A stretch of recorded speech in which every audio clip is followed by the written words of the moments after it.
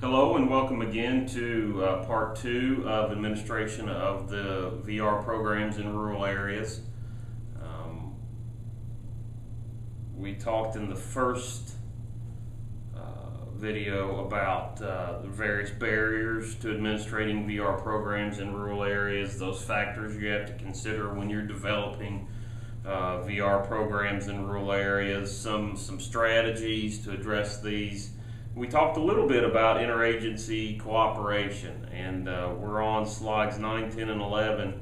And I provided some examples of some interagency resources that exist out there that when you are either developing or maintaining or administering a program in a rural area, you need to consider to develop ties with, because they have some services that could be of value to you.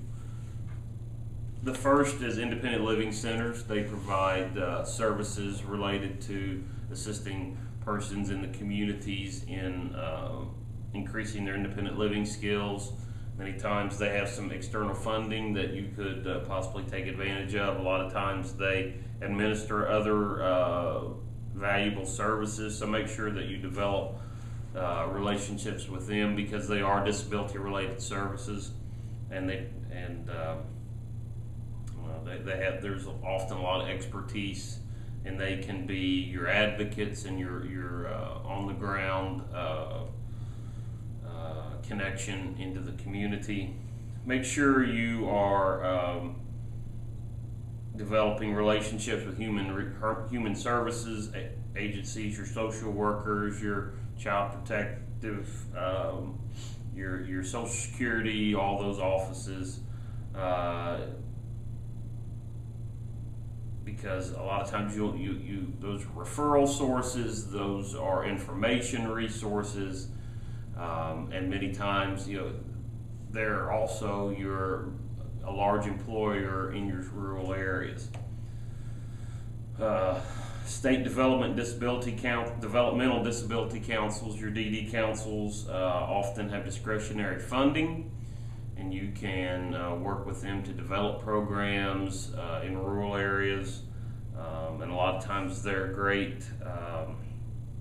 They're basically an advocacy. They can advocate for you and assist you in advocating and developing programs in small areas. Protection and advocacy is another group, and it's generally on a state level that you could interact or cooperate with them. They have a lot of information there. They focus on providing access to various rights, such as physical access to buildings, the ability to vote, and they provide other various services where they can advocate for persons with disabilities on a local and state or even national level. There are more than, I think there, at the time we're taping this, I think there are 8 comprehensive rehabilitation centers. Comprehensive rehabilitation centers provide a wide array of VR services to, generally it's just persons that are eligible and receiving services from the public VR program in that state. Some may be doing a little differently, but they provide a unique service. Often there's an assessment, a medical rehabilitation aspect, a psychological rehabilitation aspect, a training aspect, a residential aspect. So they're a resource to be utilized. Many times, a lot of them that I'm aware of are located in rural areas, and they can, instead of how to get this person access to training, how do I get the training to them? Instead, all right, there's the training, it's specialized for somebody with a disability. I'll send them there to get the training, and then they can return and we can get them to work in their community. There are also community rehabilitation programs that are out there, and even if they're not located in rural areas, maybe they can consider partnering with your program to provide those services or to give access. But those are valuable resources because they have expertise in working in employment programs or providing training or services to persons with disabilities. State regional mental health centers, and sometimes this could be on a local level as well. But the mental health centers are important groups to partner with because they provide valuable services, and you can create some unique partnerships, relationships where you're sharing referrals. You can maybe develop some unique programs, share office space, share resources, etc. So something that you need to consider. Disability advocacy groups, that's sort of self-explanatory, but it's important that when you're administrating VR programs and you're talking to advocacy groups, that you don't just allow them to focus on issues related to those that are working in primarily urban areas. We need to make sure we get the word out that people with disabilities in rural areas are suffering too, and they need services, and sort of work with them to advocate for services in rural areas. Migrant worker organizations, I've already sort of discussed. We move on to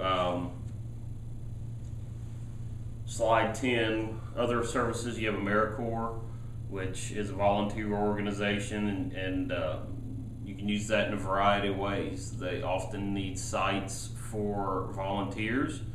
So your agency could possibly get a volunteer, which is somebody that would be there on a limited basis, but could be a service provider for you for no cost. And but also there are potential sites where we can have persons with disabilities become an AmeriCorps member and gain some valuable work experience working in the community. So AmeriCorps is a great opportunity, and there's much more information out there on the World Wide Web related to AmeriCorps. Our workforce investment partners, of course, you've been around VR long enough, you understand that we are part of the Workforce Investment Act. There are several partners, mandated partners, that we have to work with, and it's important we utilize those resources to maximize our service dollars. County, local governments, the same thing. Chamber of Commerce,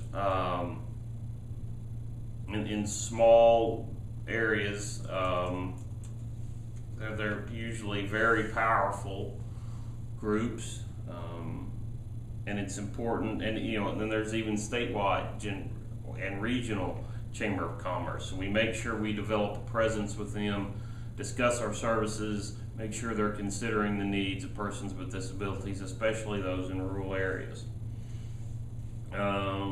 Work with colleges and universities and local technical schools for training, helping them maybe develop specialized programs, to develop resources, etc. Unions have often been an untapped resource for persons with disabilities because of the physicality of jobs, but you utilize them as a resource maybe to understand some of the issues. And in many areas where they have a large manufacturing presence, the union is the only way into a job. So it's important that your VR agency develop that relationship, so you can provide access for those that are able to access or have the functional abilities to do that type of work. And often hand in hand with unions, but also some of the Department labor programs or apprenticeship programs. Make sure that your people receiving your services have access to the apprenticeship programs that are out there and available, and utilizing that, or you assist in the development of apprenticeship programs out there, because those are valuable opportunities. The best way for people with disabilities to get jobs, especially in a rural area, is where they actually have some experience in a business where the people that they're working with can see their skills and abilities, get to know them as a person, get over some of the fears that often are present when dealing with a person with a disability.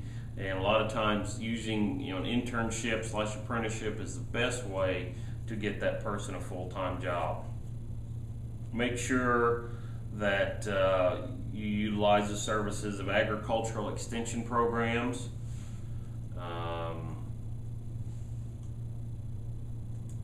That is, we discussed that a little bit more in the agribility section of this course, but they provide training to farmers and agricultural service providers that's relevant to the issues that they're facing. And many times, as the American farmer ages, these agriculture extension programs are dealing more and more with farmers that just can't physically do what they used to do. So how do we address those issues? So that's a great resource. Also, try to access University Centers for Excellence in Developmental Disabilities. These are programs that are generally attached to your flagship universities in your state that provide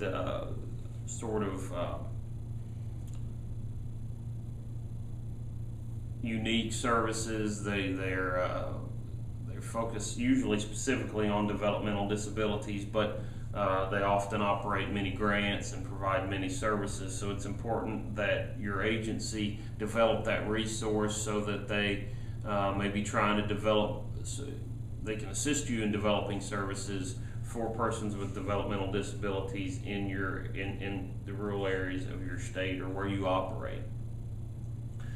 Also, if you have the population, there is an American Indian Alaskan Native VR program, and we discussed that in another section of this course.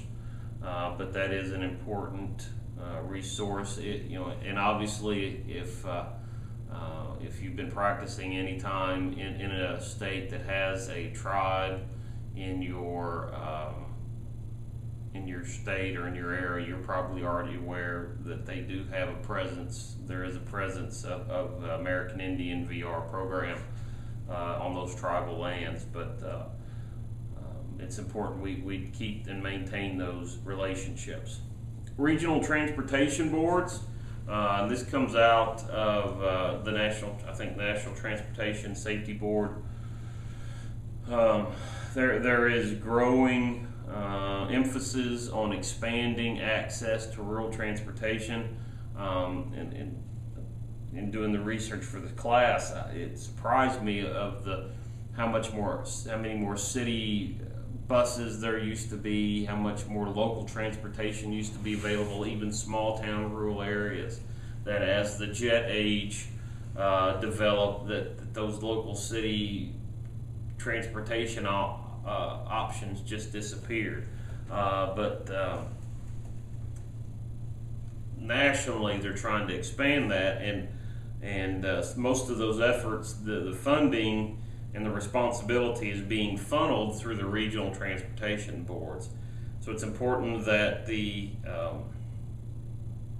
VR agencies develop relationships with these regional transportation boards so that the needs of persons with disabilities are considered along with all the other factors of providing transportation services.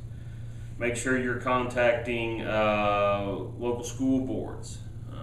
They can provide services, they can partner with you, and a lot of times they're the rural area's biggest employer, so it's important to develop those. So the State Department of Education, that's very important. They provide the guidance to the entire state in terms of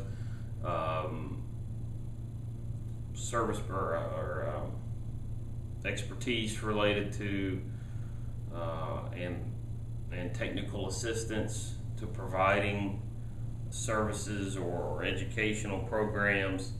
And it's important that your VR program work with that group to make sure that to ensure access to some of your local districts. Rehabilitation hospitals, they often work, if they just have a presence in an urban area, maybe you can work with them to consider clinics or problem solve with you with some of the issues. We live in a cost-effective world where everybody wants to make sure that what they're doing is the most cost-effective. But there are many hospitals and service providers that still want to do good. They still want to provide services, and they don't like to see people not receiving services. So it's important to approach those facilities and those hospitals and try to problem solve some of the issues that may be present in the rural population. Charitable organizations. One thing that we tend to have a lot of are charitable organizations. Now, they may vary in terms of availability in each district or each area, but many times these charitable organizations have very similar may have similar emphasis, or they may have a mission as the VR program, and work with them. How can we best use our dollars so that we legally meet our obligations, but serve the most people that we can in the best, most efficient way? Area development districts, those are your workforce outlined in the Workforce Investment Act, but they're the groups that are attempting to develop their region of the state, and generally it's related to healthcare and economics and making sure that each region is developing in various ways so that it's prospering. And it's important that the VR agencies on a local and a statewide level have a presence to ensure that the needs of people with disabilities are being addressed, and they're aware of those needs. So with that, I believe I'm going to close, and it's important to understand that there are a lot of barriers out there, especially if you have a state where you have a lot of urban and rural areas. It's very difficult to sort of provide services and training and serve persons with disabilities from both areas, because their needs are so different. But it's very important that you don't just focus on one and ignore the other. That with a little bit of work and all these resources that I've discussed, they have the same issue as well. They're looking for partners. They're looking to maximize the use of their dollars as well. That there's no reason that with a little effort and hard work that VR agencies or VR service providers can't provide adequate services in rural areas. And with that, I want to say thank you, and we'll move on to the next class. Thanks.